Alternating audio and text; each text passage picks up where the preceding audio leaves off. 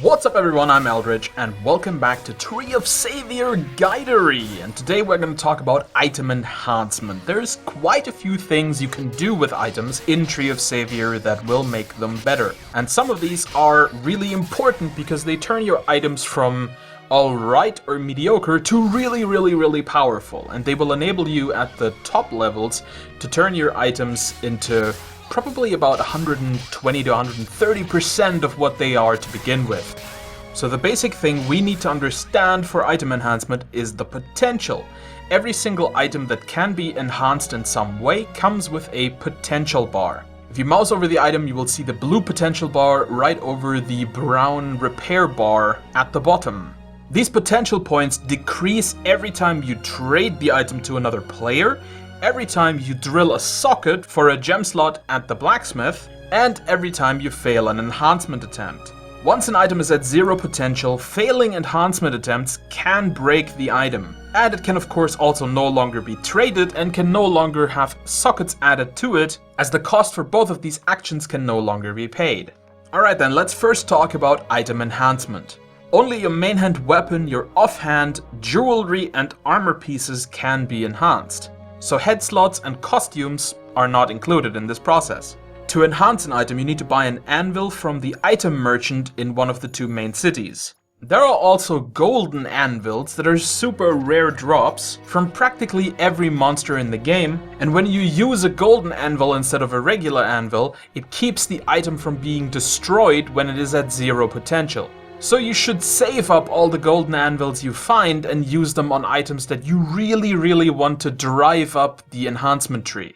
In fact, I would personally advise you to keep your golden anvils until way into the late game. Don't even think about using them until you're working on your final items. Because yeah, they are that rare. Once you have your anvil, right click on it and then left click on the item that you want to enhance. You will get a little confirmation window that will also tell you the money cost for enhancing the item to the next level, and once you hit confirm, a little anvil will spawn on the ground that you will then have to hit with your weapon or with spells or abilities until the process is either a success or a failure. All items that can be upgraded up to plus 15. During beta it went much higher than plus 15, but I'm honestly not sure if that is still the case. I couldn't find any recent information on this, and honestly I don't have enough coin to try it myself.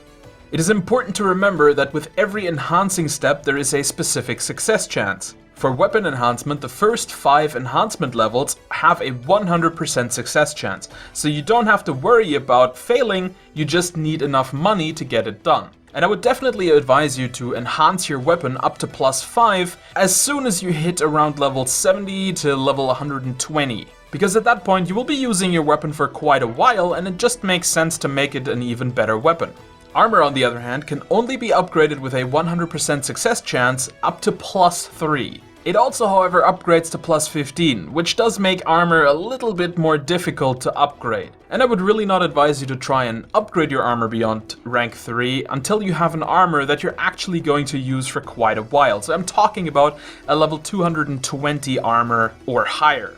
After plus 5 for weapons and plus 3 for armor, the success rates will decline, as you can see in this graph. Now I will say, for a Korean game, these are incredibly good success chances for upgrading items. There are plenty of these games that have you deal with 5% success chances starting at like plus 5 or plus 6. So having 51% success chance all the way through rank 15 is actually pretty awesome. Remember that when your item reaches zero potential, it has the chance of breaking upon failing the upgrading process. And if you do reach plus 15 on your weapon, the weapon will receive a glow effect. This is not a swirly particle effect, it just means that the entire weapon sort of glows, as if it was radioactive, I suppose. Alright then, with item enhancement out of the way, let's talk about gemming, because gemming is also quite interesting and important. Most items in the game can be gemmed. Even low-level items generally do have available gem slots. Some higher level items will also come with gem slots already unlocked and ready to go. If the item only has available gem slots, then you will have to go to a blacksmith NPC in the main city and drill sockets into the item. This will subtract 1 potential from the item and allow you to then put a gem into it. There are 4 types of stat gems: red, blue, green, and yellow, and they do all sorts of different things depending on which item they are socketed into. You start finding these gems really early in the game, so I'm not gonna bother making a fancy graphic for this. You can just find them yourself. They are the gems that will drop all throughout the game. Now the thing about stat gems is that they come with positive and negative effects, pretty much in every socket that you put them into. For example, if you put a red gem into your weapon, it will increase your maximum damage but will reduce your minimum damage, which means it increases the variance of how much damage you actually deal with the weapon by a little bit. These negatives, however, can be purged off of the gem by having an alchemist roast it. The alchemist is a wizard crafting class, and you'll find them setting up their shops in the main city. Just look for one that says roasting gems or gem roasting or anything like that. This roasting process will take a little bit, but at the end you will have your gem without any of the negative effects. Now stat gems can also be leveled up, and to do this you sit your character down with the insert key and then you hit the gem enhancement button on your hotbar. Drag in the gem that you want to level up, and then at the bottom you will see a bunch of slots appear, and you can drag other gems or even regular weapons and armor into these slots. These gems, armor, and weapons will then be consumed and experience will be added to the main gem. This actually means that you need quite a lot of gems and items to level up specific gems, but it does make them much stronger.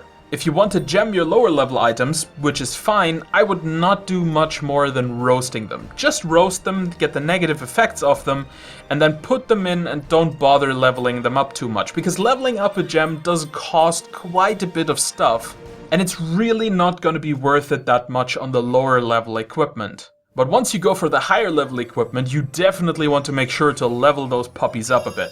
Now stat gems are not the only gems in the game, however. There are also skill gems. Skill gems are each associated with one specific skill in the game, and pretty much every skill for every class in the game has a skill gem associated with it. These skill gems will be named after a specific monster. So for example, you might have a Kepa gem or a Hanaming gem.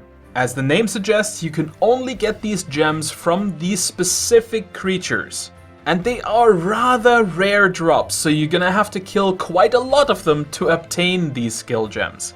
Now I'm not going to give you a list of all of these gems because there is an insane amount of them. As I said, there is one for every single skill in the game. And so instead I'm going to give you a link down in the description to TOS base that has a list of most of these gems. There are also some that are still undiscovered, but for the most part they have been found and you can look up which one does what.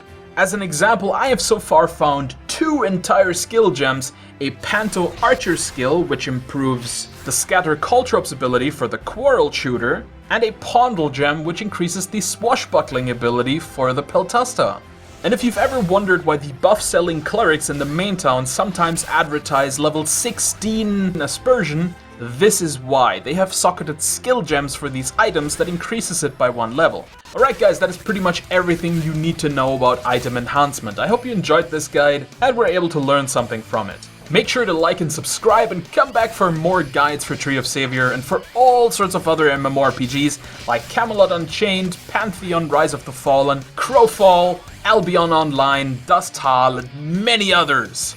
But until then, I've been the Cloaking Donkey, and I'll see you in another video.